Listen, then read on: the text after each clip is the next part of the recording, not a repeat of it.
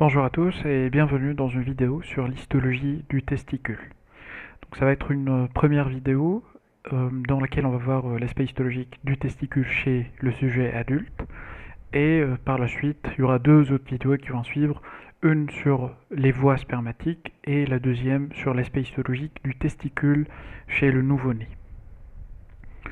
Donc tout d'abord l'aspect macroscopique du testicule. Donc comme on sait tous, le testicule c'est un organe qui est pair et il est présent au niveau du sac scrotal où il est suspendu par le cordon spermatique. Alors ce cordon spermatique, comme on voit sur l'image à droite, donc ça comprend le canal déférent, la structure rouge à ce niveau, et puis il y a des vaisseaux, donc des artères ainsi que des veines. Alors concernant le scrotum qui n'est pas visualisé sur l'image à droite, ça contient quatre couches. Donc on a la peau qui est bien sûr la plus externe, puis après un muscle qu'on appelle le muscle de Dartos, le fascia de col et puis en dernier lieu la vaginale et plus précisément son feuillet pariétal parce que le feuillet viscéral lui il va être accolé et donc considéré comme une partie du testicule. Donc là, comme ce qu'on voit ici sur l'image, alors la capsule blanche, elle comporte trois parties qu'on va voir tout de suite sur la partie microscopie. Donc on a en superficie le feuillet viscéral de la vaginale, puis la grande majorité de la capsule du testicule qui va être représentée par l'albuginée, et puis en interne on aura une couche qui va donner les septa qu'on voit ici, c'est ce qu'on appelle la tunica vasculosa. Donc concernant l'aspect microscopique, donc on va voir ça sur l'âme virtuelle. Donc cette coupe ici, elle nous montre le parenchyme testiculaire. Et le parenchyme testiculaire, c'est ce qu'on a ici. Et on voit qu'il est entouré en périphérie par une capsule. Alors cette capsule, elle prend la couleur bleue parce qu'on a utilisé la coloration trichrome bleu. Et comme on vient de le dire, cette capsule, elle est faite de trois couches. Donc en externe, on a le feuillet viscéral de la vaginale. Puis la majeure partie de cette capsule, elle est composée par cette couche fibreuse très épaisse qui est l'albuginée, ce qu'on voit ici.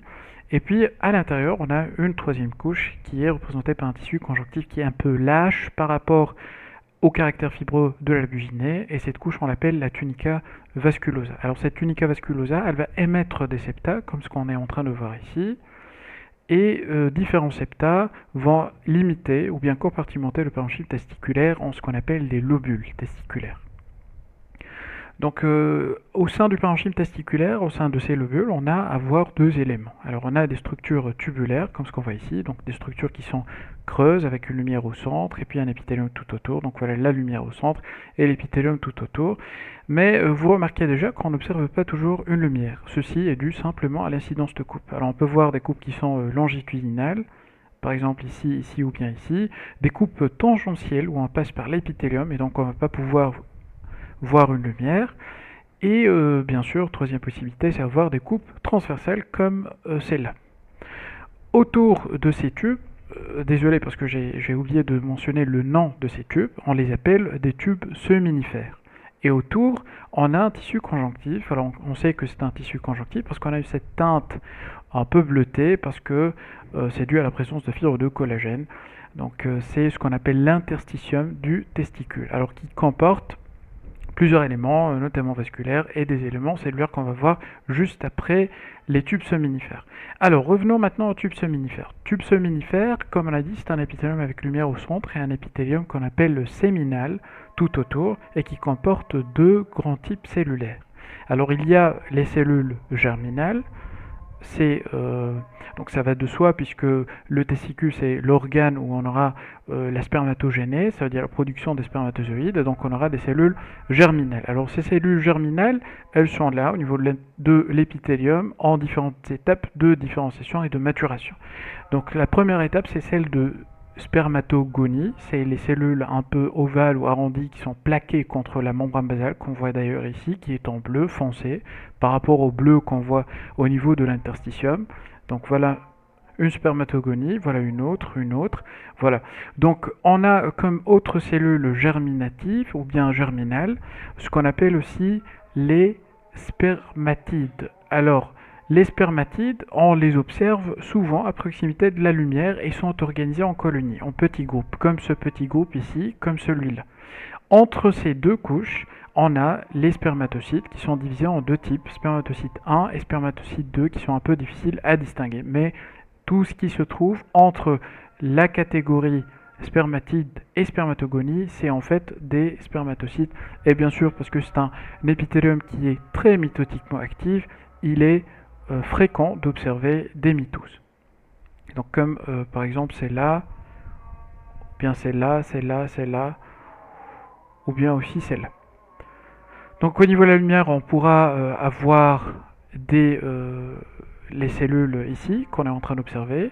Donc des cellules de petite taille avec un noyau qui est très condensé, lui aussi de petite taille, et ça correspond en fait à des spermatides toujours, mais qui sont à une phase avancée de la maturation par rapport à ces cellules juste à côté. Donc ça, c'était les cellules germinales. Alors comme deuxième type au niveau de l'épithélium séminal, on a à voir les cellules de Sertoli, qui sont en fait des cellules de soutien, et ça représente en même temps une barrière donc entre le sang et les cellules germinales, puisque en fait tous les nutriments que vont recevoir les cellules germinales, ils vont être apportés à ces derniers par l'intermédiaire des cellules de Sertoli. Comment on identifie les cellules de Sertoli? Et alors, je pense que le meilleur critère pour les identifier, c'est la recherche de leur noyau, parce qu'ils sont caractérisés par des noyaux nucléolés, d'accord? Ils sont arrondis, ou bien ils peuvent avoir aussi des contours irréguliers, comme les cellules qu'on observe à ce niveau.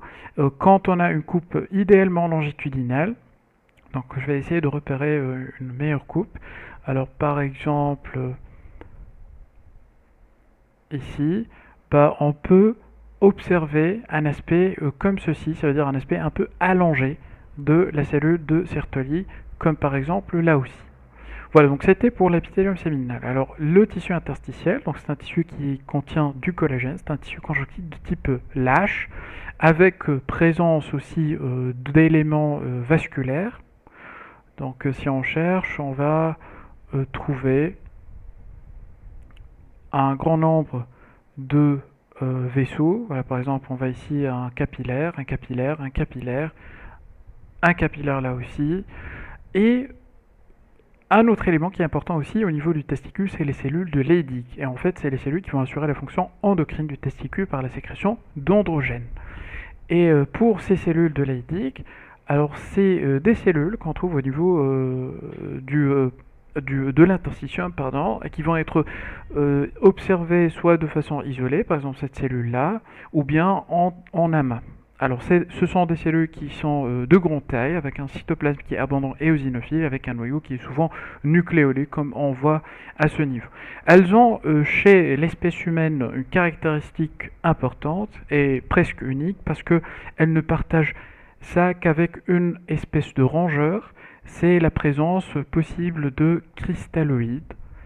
C'est en fait des inclusions en intracytoplasmique de matériel allongé en forme, c'est ce qu'on voit à ce niveau, donc allongé, de couleur éosinophile.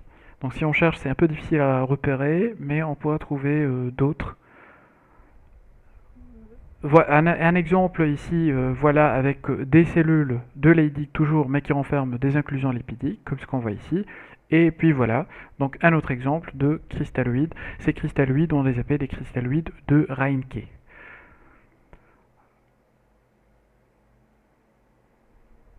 Donc voilà. Alors c'était le parenchyme testiculaire avec la capsule tout autour. Et tout ce qui reste, c'est en fait des voies spermatiques qu'on verra par la suite dans une prochaine vidéo. Et brièvement, on a les tubes droits à ce niveau, on a le reté testis à ce niveau, et puis on a les cônes efférents. Donc on passera maintenant pour récapituler un peu ce qu'on vient de voir. Donc concernant la capsule, on a dit qu'elle comportait 3 feuillets. La vaginale et plus particulièrement son feuillet viscéral. La buginée qui est une couche fibreuse épaisse qu'on vient de voir sur la lame virtuelle. La tunica vasculosa qui va émettre des septa fibreux pour délimiter des lobules au niveau du testicule. L'interstitium qui se trouve ou bien qui entoure les tubes séminifères, c'est un tissu conjonctif de nature lâche. et ça contient les cellules de Leydig. Alors ces cellules de Leydig, elles sont observées de façon isolée ou en amas. Elles contiennent un cytoplasme abondant éosinophile et aussi son siège de cristalloïdes de Reinke, de lipofuscine ou bien aussi de lipides. Les tubes sominifères, ce sont des tubes qui sont très contournés autour d'eux et ça contient comme cellules deux grands types. Alors 10% c'est des cellules de Sertoli qui sont allongées au noyau rond ou parfois irrégulier et qui contient un nucléole, ou bien des cellules germinales qui représentent la majeure partie de cet épithélium qu'on a appelé l'épithélium séminal. Donc elles vont représenter 90% et sont réparties en plusieurs catégories. Les spermatogonies qui sont les plus immatures, les spermatocytes primaires et secondaires, puis enfin les spermatides qui vont se maturer en spermatozoïdes. Donc comme ça, on arrive à la fin de la vidéo et j'espère que ça a été utile pour vous. Comme j'ai dit au début de la vidéo, il y aura deux autres vidéos qui vont sortir sur la chaîne. Alors la première va concerner les voies spermatiques et la deuxième, ça va concerner l'aspect histologique du testicule chez le nouveau-né.